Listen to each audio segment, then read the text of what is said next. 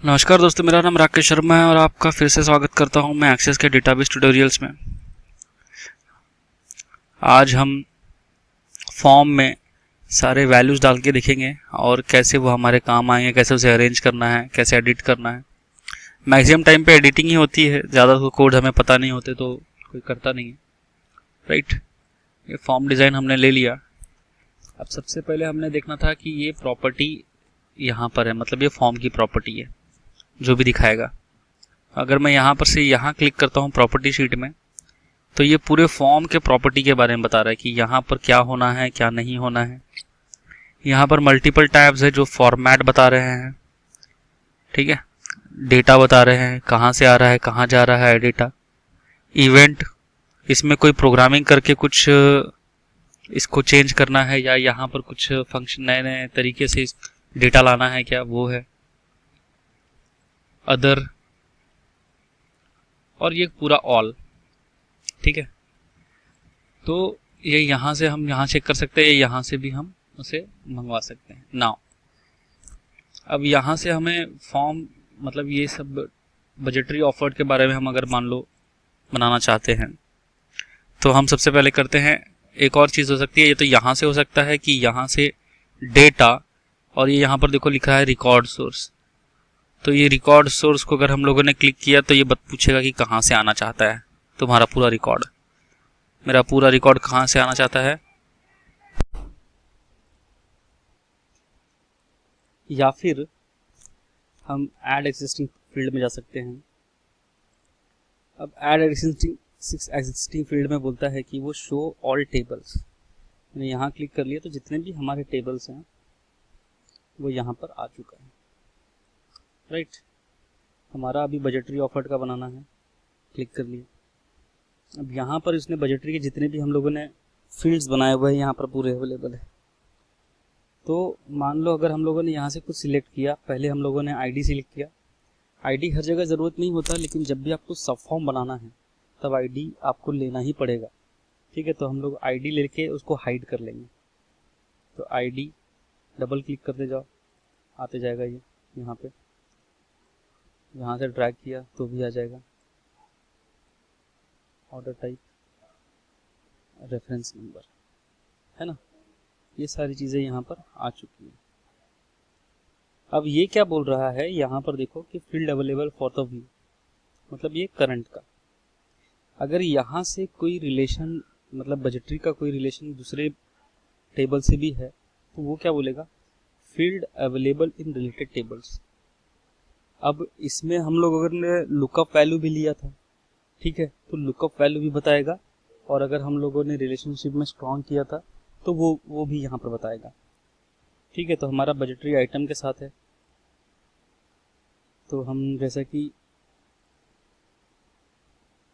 देखिए यहाँ पर ओवरलैप हो गया, ये इसको पकड़ के ऐसा खींच लो, ओवरलैप से वो बाहर आ गया, ठीक है। तो जो भी हमें वैल्यू मैं इसका रिलेशन इसके साथ था, बजटरी का मेन फॉर्म के साथ, ये कोड आईडी के साथ था, तो मैंने इसको कर लिया इधर। देखो फिर से ओवरलैप हो गया, इसको बाद में खींच लो, ठीक है। Item code, description, drawing number. तो item code, description, drawing number. अब ये तीनों को एक साथ खींचना है मुझे। ये ऐसा पकड़िए और इसको ऐसा लिख के नीचे आ जाइए, ठीक है।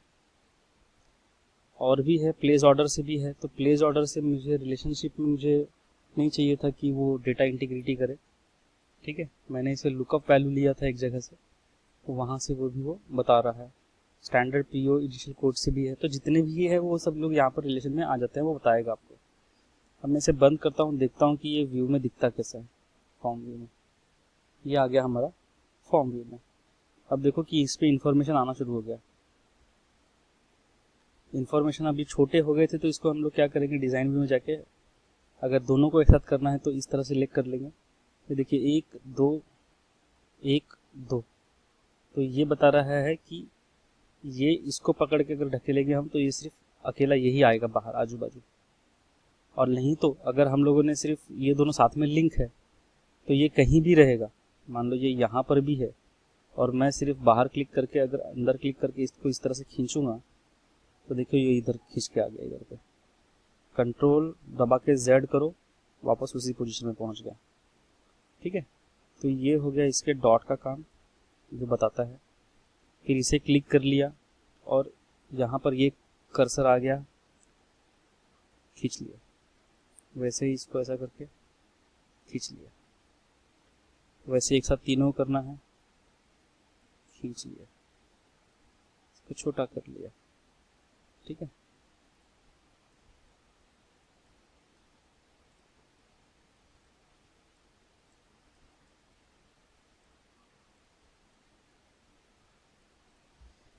अब हम जाके देखते हैं कि कैसा दिखता है ये इधर पे फॉर्म व्यू में। अब देखो कि फॉर्म व्यू में क्या बोल रहा है वो कि RFX 30,000 जो है इसका रेफरेंस नंबर है, नंबर नहीं लिया मैंने। ओके, अब मुझे समझ में आया कि मुझे एक और वैल्यू डालनी है, वो क्लियर नहीं बता रहा कि क्या चीज़ से आने वाली है। मैं वापस ऐड एक्सिस्टिंग फील्ड में गया और मेरा ये नंबर बजटरी छूटा हुआ था, तो मैंने इसे वापस डाल दिया।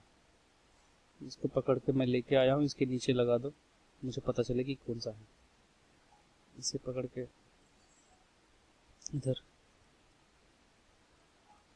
देखो, ये जो है ना, ये इसका यहाँ पर आखिरी टच हो चुका है, तो अगर मैं इसको पकड़ के ढकेलूंगा तो वो कहीं इस तरफ नहीं जाएगा, इस तरफ आएगा। ठीक है,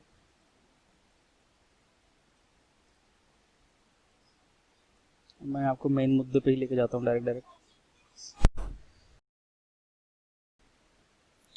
फॉर्म व्यू में चले गए। अब देखो कि ये क्या बता रहा है, RFX 30,000 में 8800 है। ठीक है, 8800, ये दो रेफरेंस नंबर हो गए मेरे यहाँ के RFX 8800 में। ठीक है, अगर मैं इसका चाइल्ड फॉर्म खोलता हूँ, यहाँ पर 5 ही आइटम है। ओके, लेकिन मेरे फॉर्म में जब मैं इसे करता हूँ क्लिक, सबसे पहले तो यहाँ पर सिर्फ एक ही आइटम के चांसेस बन गए, क्योंकि मैंने वहाँ से आइटम यहाँ पर सिलेक्ट किया था। जब उसने मुझे पूछा था कि और भी कोई फील्ड दूसरे रिलेशन से लेके आना है, तो मैंने हाँ कर दिया और आइटम कोड वहाँ से ले लिया, है ना। ऐड एग्जिस्टिंग फील्ड जो उसने पूछा था, रिलेटेड फील्ड। तो इससे क्या हो गया कि उसने वहाँ से ले तो लिया, लेकिन मेरे जो 5 डेटा है वो यहाँ पर दिख नहीं रहे। दूसरी बात है कि मैं यहाँ पर अगर इसे क्लिक करता हूँ तो ये 5 डेटा थोड़ी है, ये वो डेटा नहीं है जो मुझे चाहिए, राइट ना। ये देखो, ये देखो, तो यहाँ पर जो ये चीज़ है, इसको मुझे सब फॉर्म में डालना है। ये मुझे मेरा मेन फॉर्म हो गया, और ये सब फॉर्म में जब आ जाएगा तो मेरे पास जिस तरह से मैंने दिखाया था आपको पहली बार, इसी तरीके से लिस्ट के फॉर्म में बन के आएगा। लिस्ट के फॉर्म में कैसे बन के आएगा, इस तरह से लगातार ऐसा ही एग्जैक्टली ऐसा विंडो आएगा, और इसमें से मुझे जो लेना है वो मैं लूँगा, जो नहीं लेना मैं नहीं भी ले सकता हूँ। ठीक है, तो ये मेरा गड़बड़ हो गया, मुझे इसको अब सब फॉर्म चाहिए। ठीक है, और भी क्या क्या है, क्या क्या प्रॉब्लम आने वाले थे मेरे साथ, वो भी मैं देख लेता हूँ। डिज़ाइन व्यू में ये आ गया। अब इसमें से हम लोग चलिए काम करना शुरू कर देते हैं। सबसे पहले मुझे इसको डिलीट करना है, क्लिक किया, डिलीट कर लिया। ठीक है, अब मुझे लेबल देना है, तो मैंने यहाँ पर लेबल दे दिया, मेन टेबल इंफॉर्मेशन। आपको जो भी देना है, मैं सिर्फ आपको दिखाने के लिए लिख रहा हूँ, मेन टेबल इंफॉर्मेशन। यहाँ पर ग्रीन डॉट आया है, यहाँ क्लिक करो। यहाँ बोल रहा है कि भाई कोई एसोसिएट लेबल है क्या, क्या है, नहीं बोला, कुछ नहीं है, मैंने सिर्फ लेबल दिया, इग्नोर एरर, काम खत्म। ठीक है, इसको छोटा करना है, छोटा कर लो। अब मुझे इसको नाम देना है। ठीक है भाई, यहाँ पर दे सकते हो नाम, या फिर प्रॉपर्टी शीट में भी दे सकते हो नाम, तो मैं यहाँ का आज बता देता हूँ, प्रॉपर्टी शीट का बाद में। अब ये ऑर्डर टाइप बजटरी है, तो मेरे को जैसा भी नाम चाहिए मैं दे देता हूँ इसे। मैं सिर्फ ऑर्डर टाइप रख लेता हूँ, बजटरी डिलीट कर देता हूँ, तो डिलीट कर दिया, यहाँ स्पेस दे दिया। अब इससे कोई फ़र्क नहीं पड़ेगा। अब इसको मैं हर बार इसको क्लिक करके क्लोज छोटा कर लेता हूँ, ताकि मुझे फ्यूचर में अरेंजमेंट में प्रॉब्लम ना आए। तो जब भी आप ऐसा देखें ज़रूर कर लें, नहीं तो फ्यूचर में अरेंजमेंट में प्रॉब्लम आती है। इसको नाम है रेफरेंस। ठीक है, नंबर मैंने ये डिलीट कर दिया, छोटा हो गया ये, इसको और छोटा कर लो ताकि फ्यूचर में कोई प्रॉब्लम ना आए। अब मुझे रेफरेंस नंबर जो है ये भी इंडिकेट करने वाला है, मुझे ये लेबल की ज़रूरत नहीं है, मैं लेबल डिलीट कर देता हूँ, इसको उठा के इसके बाजू में करता हूँ ताकि वो एक फॉर्मेट में दिखे कि साथ में है। फिर अब मैंने इसे उठा के ऐसा लेके आ गया। अब इसको मैं देखता हूँ व्यू में, फॉर्म व्यू में, ये देखो RFX 30,000 और ये जो मुझे दो इन्फॉर्मेशन मेरे को जैसा ज़रूरत था छोटा भी हो गया, ये कोई टेंशन नहीं रह गया।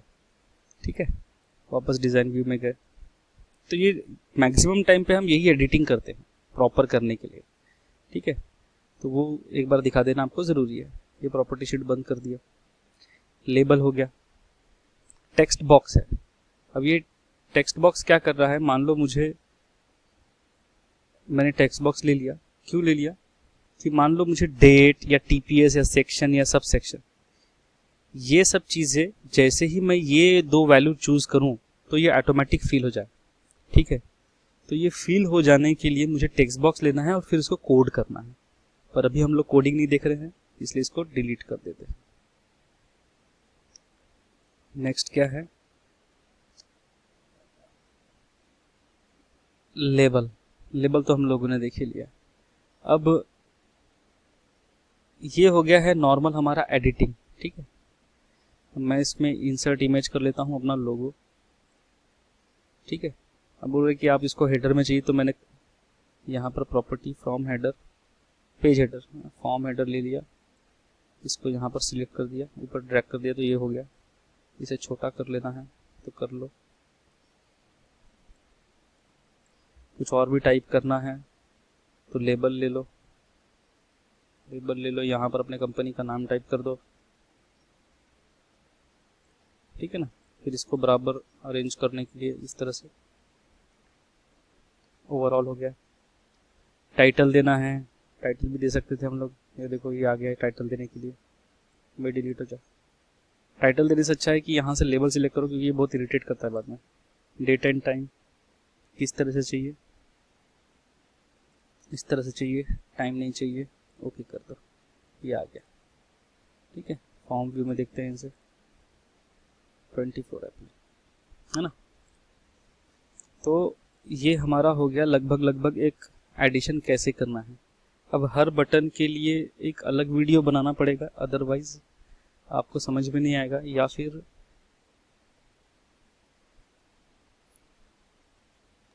ये हो गया। अब टैब ऑर्डर करना है, टैब ऑर्डर देख लेता हूं मैं। टैब ऑर्डर देखो कैसे दिखता है, डिटेल्स फुटर, पहला इमोज चाहिए या ऑटो डेट चाहिए, ये मैं फुटर में हूँ क्या, सॉरी।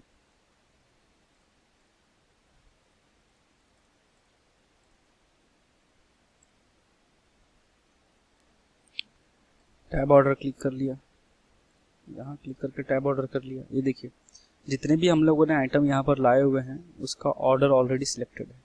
अब मुझे मान लो मैं टैब बटन दबाऊं और यहाँ से वो इधर कहाँ पर जाना चाहिए, मतलब टैब दबाने के बाद दूसरा इन्फॉर्मेशन उसने क्या फिल करना चाहिए, तो मैं उसे चेक कर सकता हूँ। तो मैं कुछ मान दीजिए कि ID मेरे को नहीं चाहिए, मुझे इसको करना है, तो इसके लिए पहले क्या करना है, ओ हेलो, ये ऐसा आ गया।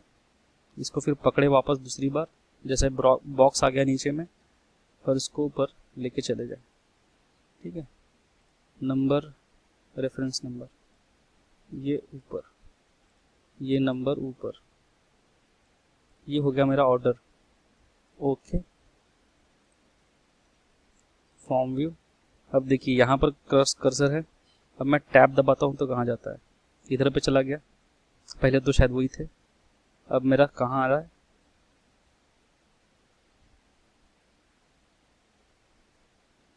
ठीक है, इस तरह से वो आता है। अब राइट क्लिक किए तो, या फिर इसको सिलेक्ट करके राइट क्लिक किए तो देखिए ये पूरा हमारे पास एक नया इन्फॉर्मेशन है, इसका लेआउट क्या होना चाहिए, ये सब हम लोग यहाँ से भी इस्तेमाल कुछ कर सकते हैं। तो इसे हम लोग रियल टाइम में जब काम करेंगे तो वो आ जाएगा, तो इन्फॉर्मेशन आपको पता चल जाएगा, राइट। ये हो गया नॉर्मल एडिटिंग पर्पसेस। अब हम देखेंगे कि और भी हम इसमें क्या कर सकते हैं नेक्स्ट वीडियो में।